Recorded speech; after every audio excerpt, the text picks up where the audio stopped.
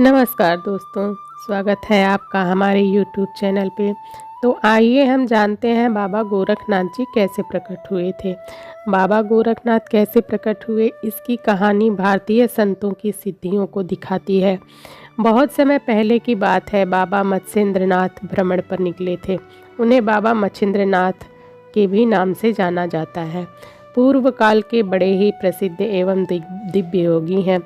बाबा मच्छिंद्रनाथ ने ही संप्रदाय की स्थापना की थी। भ्रमण करते हुए बाबा गोदावरी नदी के किनारे बसे चंद्रगिरी नगर में जा पहुँचे। उस नगर में चलते हुए वह एक घर के सामने रुक गए। उस घर के द्वार खुले हुए थे। बाबा ने वहां खड़े होकर गृहस्थों को भोजन हेतु स्वर लगाए। तभी अंदर से एक महिला निकलकर बाहर आई। बाबा को देखते ही उन्हें प्रणाम किया और भोजन लाने अंदर चली गई। जब महिला भोजन लेकर आई तब उसके मुख पर प्रसन्नता नहीं थी।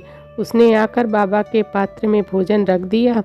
उसके मुख की उदासी देखकर बाबा समझ तो गए थे कि दुखों का कारण क्या है, परंतु वह उस महिला के से उसकी इच्छा जानना चाहते थे।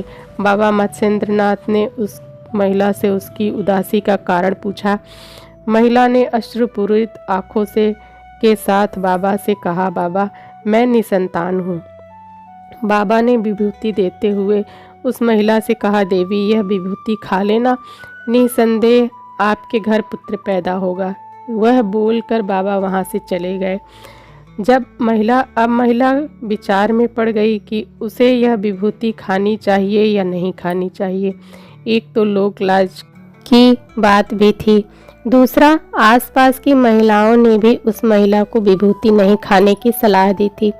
सारी बातें सोचने सुनने के बाद उस महिला ने विभूति को नहीं खाने का निर्णय लिया। उस नगर में एक स्थान था जहां वर्षों से लोग गोबर जमा करते थे। फिर बाद में उस गोबर की खेती में उपयोग करते थे। उसी गोबर के टीले पर जाकर उसने उस विभूति को फेंक दिया। 13 वर्षों बाद बाबा उस नगर में वापस आए। नगर आने के बाद उस महिला के द्वार पर पहुंचे और स्वर लगाया। जब महिला द्वार पर बाहर निकली तो बाबा ने उसे उसके संतान के बारे में पूछा। महिला ने बाबा को बताया कि उसे कोई संतान हुई ही नहीं है। बाबा ने उस महिला से सच बताने को कहा, क्योंकि वह विभूति अभिमंत्रित थी।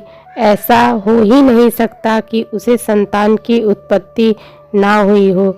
घबराई हुई उस महिला ने धीरे धीरे बाबा को पूरी सच्चाई बता दी।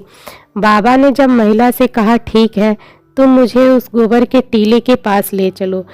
क्या अभी भी वहाँ गोबर का टीला है? महिला ने उत्तर देते हुए कहा, हाँ बाबा, सालों से वहाँ हम लोग गोबर जमा करते हैं। महिला बाबा को गोबर के टीले के पास ले गई।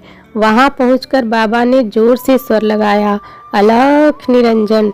बाबा के स्वर लगाने के कुछ समय बाद गोबर के टीले के बहुत अंदर से एक बालक निकला। महिला और गांव वाले गोबर के अंदर से निकले बालक को देखकर अचंभित रह गए। वह बालक लगभग 12 वर्षों का था। जब बाबा उस बालक को लेकर जाने लगे तब महिला ने बाबा से माफ़ी मांगी और उस बालक को उसे देने को कहा। बाबा ने महिला को मना करते हुए बोला, अब वह इस बालक के प्रति अधिकार नहीं रखती। अब वह बालक का पालन पोषण शिक्षा दीक्षा स्वयं बाबा करेंगे। 12 वर्षों तक गोबर में रक्षित रहने के कारण इस बालक का नाम गोरक्ष पड़ा। ये बालक बड़े होकर बाबा गोरक्षनाथ एवं बाबा गोरखनाथ के नाम से प्रसिद्ध हुए। तो दोस्तों, अगर ये जानकारी आपको अच्छी लगे तो हमारे चैनल को लाइक और सब्सक्राइब जरूर करिएगा। धन्यवाद।